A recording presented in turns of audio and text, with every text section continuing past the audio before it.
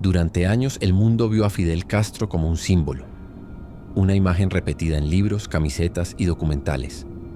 Un hombre que, según decían, había liberado a su pueblo. Pero en Cuba, Fidel no fue una imagen. Fue una presencia constante. No llegó primero como historia. Llegó como miedo, como orden, como silencio. Y desde el principio su relación con la isla fue clara. Fidel no venía a compartir el poder. Venía a quedárselo. Todo empezó con una idea mal pensada.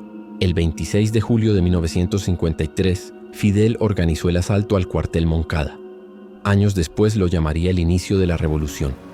Pero aquel día no hubo épica. Hubo confusión. Muchos de los jóvenes que participaron no sabían a dónde iban.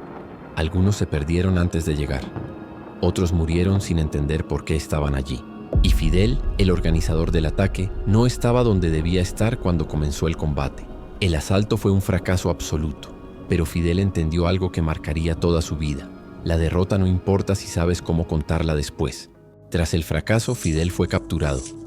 En el juicio no pidió perdón, no explicó errores. Se presentó. La historia me absolverá, dijo. Y en esa frase no hablaba de justicia, hablaba de control del relato. Desde ese momento, Fidel entendió que el poder no empezaba en las armas, sino en la palabra. Fue condenado, luego amnistiado y después liberado. No porque hubiera ganado, sino porque el sistema subestimó lo que Fidel estaba dispuesto a hacer. Tras salir de prisión, Fidel no regresó a Cuba para dialogar. Se fue a prepararse. En el exilio organizó su regreso como se organiza una toma, no una transición. Cuando volvió, ya no hablaba de cambio, hablaba de destino. Y Cuba, cansada y herida, lo recibió sin saber que estaba abriendo la puerta a algo peor. Cuando Fidel entró en La Habana en 1959, prometió elecciones. Prometió que el poder volvería al pueblo. Prometió que no se quedaría. Nada de eso ocurrió. Lo que vino fue una toma lenta pero total.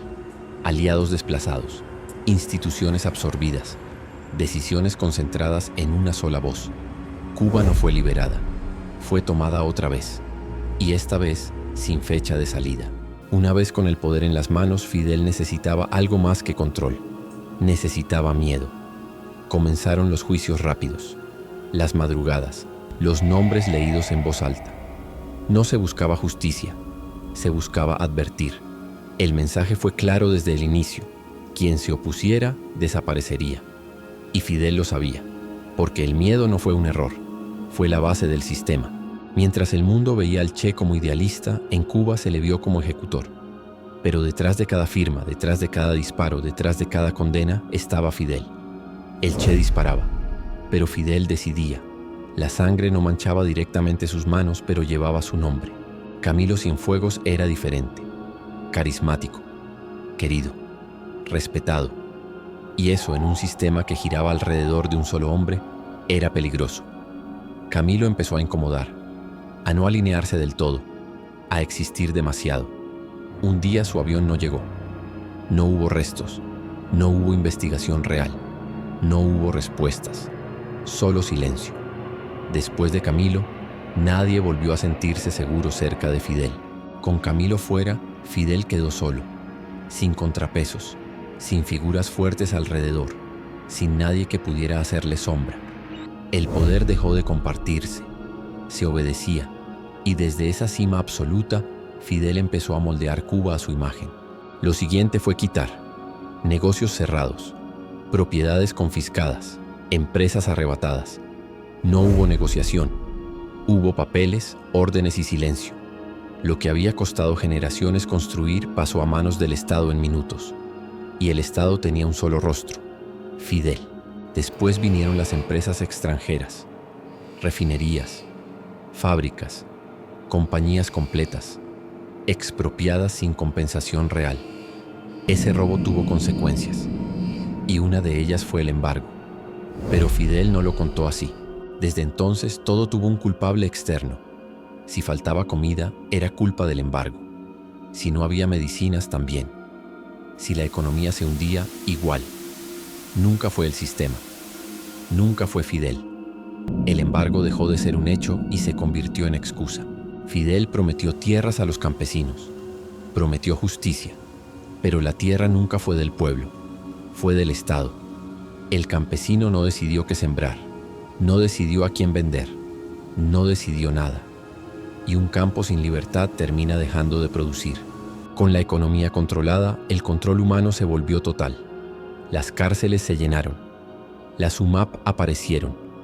Campos de trabajo forzado disfrazados de corrección.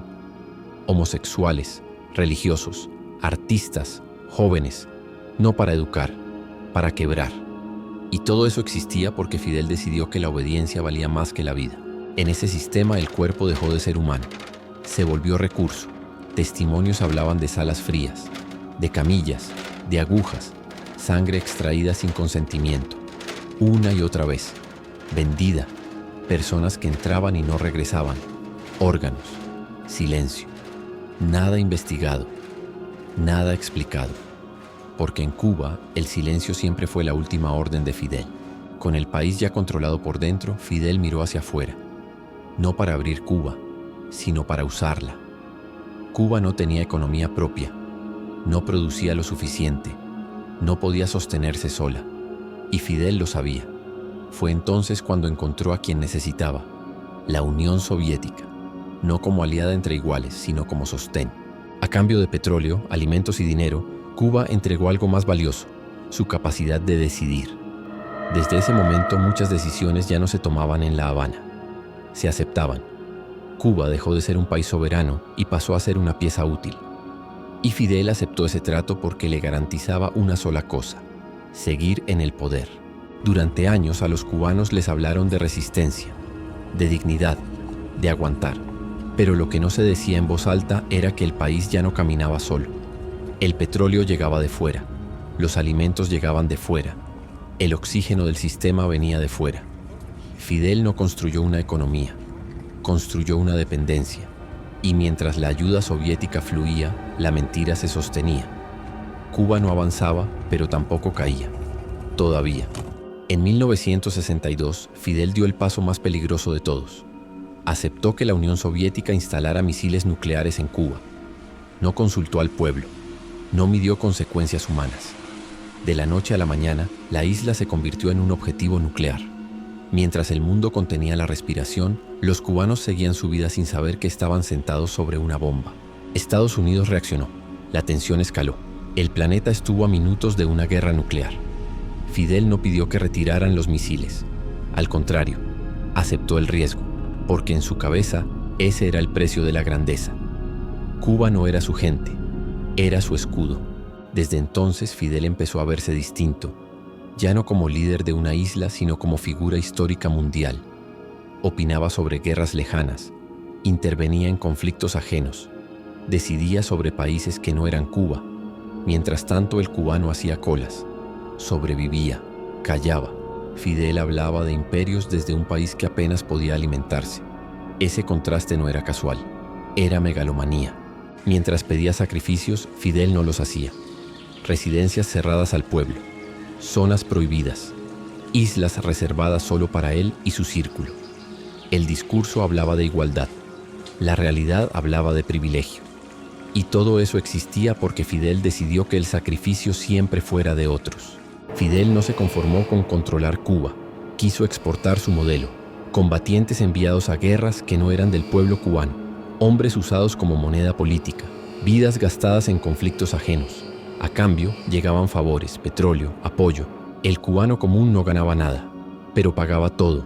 Décadas después, Fidel encontró en Venezuela lo que la URSS ya no podía ofrecerle.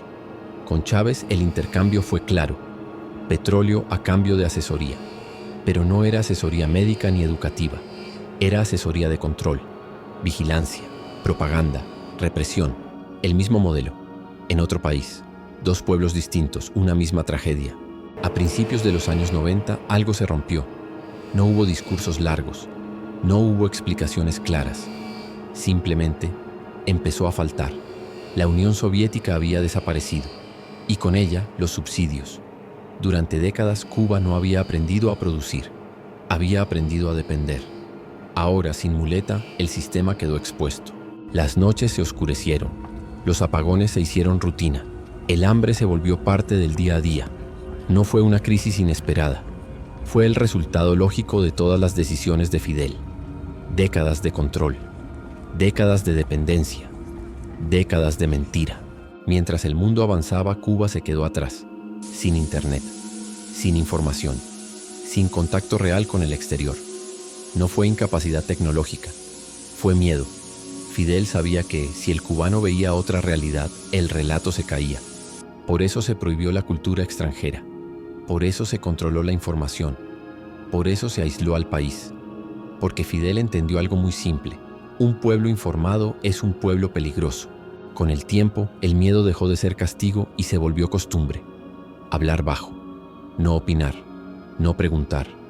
El terror ya no necesitaba fusiles. Vivía dentro. Ese fue el legado más profundo de Fidel. Fidel Castro no fue solo un dictador. Fue el hombre que convirtió a Cuba en una jaula ideológica. No dejó igualdad, dejó dependencia, no dejó futuro, dejó silencio. Y contar esta historia no es revancha, es memoria. Y la memoria es lo único que Fidel nunca logró controlar del todo.